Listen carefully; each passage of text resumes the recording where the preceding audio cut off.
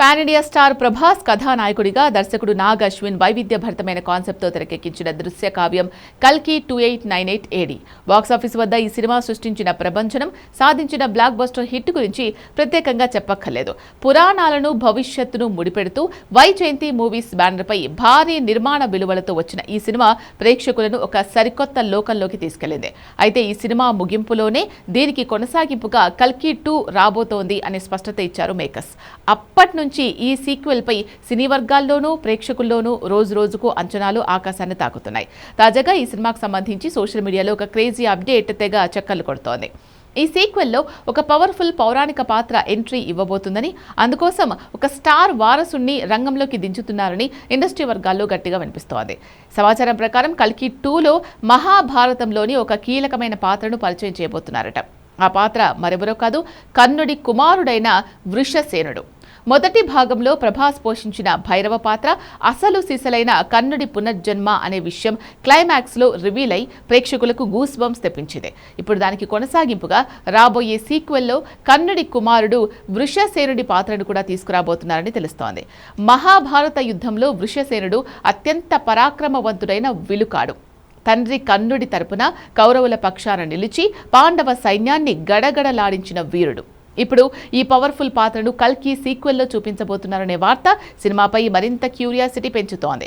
వృషసేనుడి పాత్ర అంత పవర్ఫుల్గా ఉండబోతూ ఉండడంతో దీనికోసం అంతే క్రేజ్ ఉన్న నటుణ్ణి ఎంపిక చేయాలని చిత్ర బృందం భావిస్తోందట.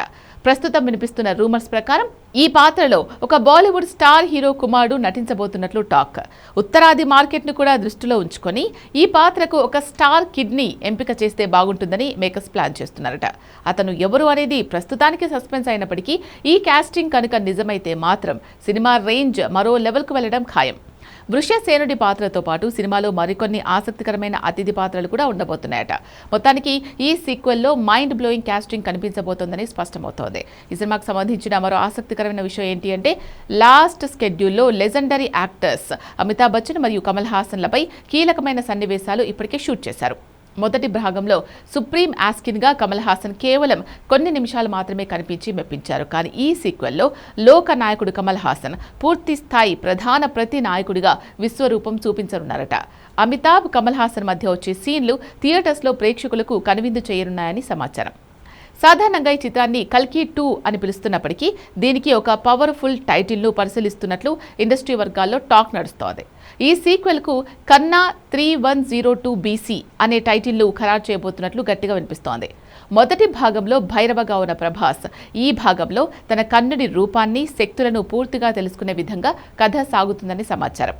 ఈ సీక్వెల్లో మొదటి భాగం కంటే కూడా పురాణాల లెంత్ ఎక్కువగా ఉండబోతుందట. అంటే మహాభారత కాలానికి సంబంధించిన సన్నివేశాలు, కర్ణుడి గతాన్ని మరింత లోతుగా విజువల్ వండర్గా చూపించబోతున్నారని తెలుస్తోంది. మొదటి భాగంతోనే సరికొత్త రికార్డులు తిరగరాసిన నాగ్ అశ్విన్ ప్రభాస్ కాంబినేషన్ ఇప్పుడు ఈ సీక్వెల్తో అంతకు మించిన సంచలనాన్ని సృష్టించడానికి సిద్ధమవుతోంది. కర్ణుడి కుమారుడి పాత్ర, Bollywood star entry, Kamal Haasan villainism, పురాణాల బ్యాక్ డ్రాప్ ఇవన్నీ వింటుంటేనే సినిమాపై అంచనాలు రెట్టింపవుతున్నాయి. వైజయంతి మూవీస్ ఎక్కడా రాజీ పడకుండా భారీ నిర్మాణ విలువలతో ఈ చిత్రాన్ని తెరకెక్కిస్తోంది.